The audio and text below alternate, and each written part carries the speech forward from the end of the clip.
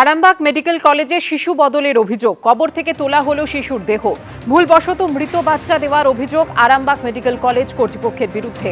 ময়নাতদন্তের জন্য শিশুর দেহ আনা হলো আরামবাগ মেডিকেল কলেজে। গাফিলতির অভিযোগে শাস্তি চায় তারকেশ্বরের জাসমিনা বেগমের পরিবার। মৃত শিশুর ডিএনএ পরীক্ষার দাবি।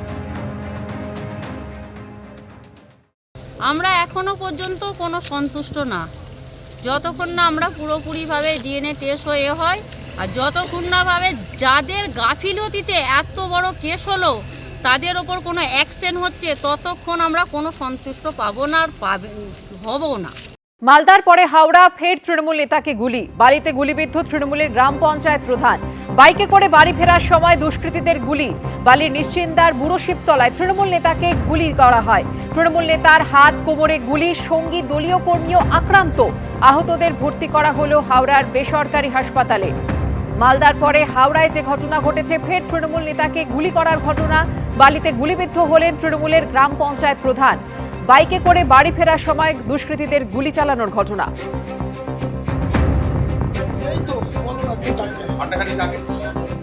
বাড়িতে ছিলেন, বিয়ে বাড়ি থেকে যখন বেরিয়েছেন তাকে শ্যুট করা হয়েছে, গুলি মারা হয়েছে।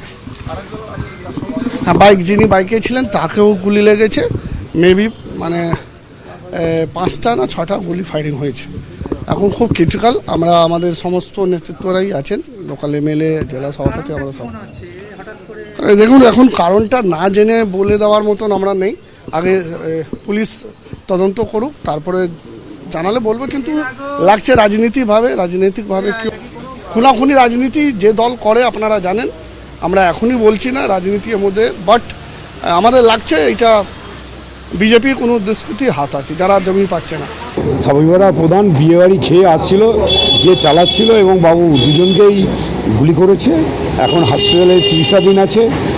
আর পুলিশও এসছে, পুলিশকেও পরিষ্কারভাবে বলে দিয়েছি দুষ্কৃতীকে কোনো রকম ছাড়ছাড় দেওয়া যাবে না। সেই যত বড় দুষ্কৃতী হোক তাকে তার ব্যবস্থা গ্রহণ করতে হবে। এই ভোট সামনে এসে যাচ্ছে, তার মধ্যে এখন গুলি করলো। এখন এটা তদন্ত সাপেক্ষ, তদন্ত করে পুলিশ দেখবে কি ঘটনা, ও নিজে থেকে করেছে না কেউ করিয়েছে, এটা পুলিশ দেখার ব্যাপার। আপনারা শুনলেন, বালিতে তৃণমূল নেতাকে কে গুলি করলো তা নিয়ে দলেই দুই তত্ত্ব। হামলায় হাত থাকতে পারে বিজেপির, এমনটাই দাবি যুব তৃণমূল নেতার। নিজে করলো না, কেউ করেছে তা দেখার কথা পুলিশের। ভিন্ন সুরে দাবি ডোমজুড়ে তৃণমূল বিধায়ক কল্যাণ ঘোষের। আর এবার আপনাদের শোনাবো পুলিশ সুপার, তিনি কি বলছেন এই ঘটনা নিয়ে। সাপুইপাড়ার গ্রাম প্রধান, ওনার উপরে একটা গুলি চলেছে। এখন উনি হসপিটালাইজ হয়েছেন, ওনার ট্রিটমেন্ট শুরু হয়েছে। এরপরে বাকি ইনভেস্টিগেশন করে যে যারা এর মধ্যে ইনভলভ আছে তাদেরকে আমরা ধরা যাবে। 2 জনের লেগেছে। একজনের এখানে নিচে লোয়ার অ্যাবডোমিনের দিকে লেগেছে, আর একটা কাঁধায় গুলি লেগেছে, আর একটা লোকের হাতে লেগেছে। Thank you. এরপরে বাকি একদম প্রিলিমিনারি ইনভেস্টিগেশন। হুজুর কেন্দ্রে সাপুইপাড়া একটা ঘটনা, এটা অত্যন্ত দুঃখজনক ঘটনা। আমরা দেখছি, আইএলএসে আমরা দাঁড়িয়ে আছি, টোটাল অ্যাডমিনিস্ট্রেশন রয়েছে, লোকাল এমএলএ কল্যাণ ঘোষ রয়েছে। আমরা সবাই মিলে দেখছি ঘটনাটা কি, এখনো কিছু বুঝতে পারছি না। পুলিশ ব্যাপারটা তদন্ত করছে, সিপি সাহেব নিজে গেছে, ওখানে ডিসি নর্থ গেছে, আমরা সবাই এখানে রয়েছি, তদন্ত হচ্ছে। নিশ্চয়ই উনি এখন মোটামুটি চিকিৎসা চলছে। এখন কিচ্ছু বলা যাবে, এইসব ব্যাপারে কিচ্ছু বলা যাবে না। আমরা চাই, উনি আমাদের সমিতির সভাপতি, আমরা চাইছি তাড়াতাড়ি যাতে উনি সুস্থ হয়ে যান। উনি তার চিকিৎসা চলছে, ডাক্তারবাবু রয়েছে, স্পেশাল কেয়ার ইউনিটে ওনার চিকিৎসা চলছে। হ্যাঁ, এখন কিচ্ছু বলে, পুলিশ সেখানে মানে টোটাল অ্যাডমিনিস্ট্রেশন সেই যে এলাকায় চলে গেছে বালি সাপুইপাড়া, সেখানে ব্যাপারটা তদন্ত করে দেখছে। ভোটের মুখে একাধিক জেলায় পুলিশ সুপার বদল। সরিয়ে দেওয়া হলো মালদার পুলিশ সুপার প্রদীপ যাদবকে। মালদার নতুন পুলিশ সুপার পুরুলিয়ার অভিজিৎ বন্দ্যোপাধ্যায়। মালদা থেকে প্রদীপ যাদবকে পাঠানো হলো উত্তর দিনাজপুরের এসপি ট্রাফিকে। বারুইপুরের এসপি পলাশ ঢালিকে পাঠানো হলো পশ্চিম মেদিনীপুরে। এসএসআইবি হলেন পশ্চিম মেদিনীপুরের পুলিশ সুপার ধৃতিমান সরকার।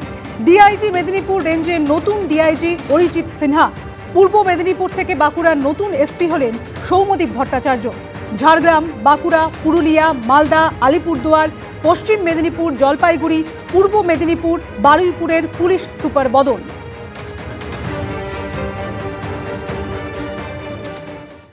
এবিপি আনন্দ, এগিয়ে থাকে, এগিয়ে রাখে।